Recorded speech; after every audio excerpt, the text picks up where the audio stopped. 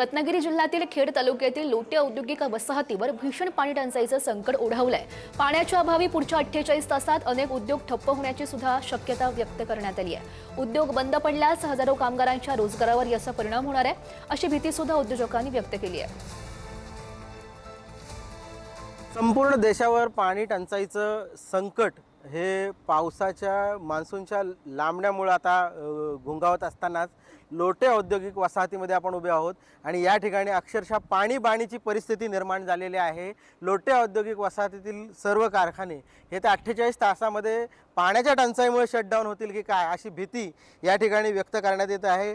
Industrial असोसिएशनने या ठिकाणी पत्रकार परिषद घेऊन जाहीर केलेलं आहे की येत्या 48 तासामध्ये आम्ही आमचे सर्व प्रकल्पांमधले जे काही प्रक्रिया सुरू आहेत त्या प्रक्रिया हळूहळू बंद करण्याच्या दिशेने जात आहोत आणि पाण्याची पूर्तता MIDC करू शकत नसल्यामुळे या ठिकाणी औद्योगिक विकास महामंडळाने हात वर केलेले आहेत की आम्ही तुम्हाला आता पाणी देऊ शकत नाही। त्यामुळे उद्योजकांवर एक मोठं संकट भेडसावलेलं आहे। दुसऱ्या बाजूला लोटे औद्योगिक वसाहत आणि परिसरामध्ये असलेल्या 19 गावांमध्ये ज्या औद्योगिक विकास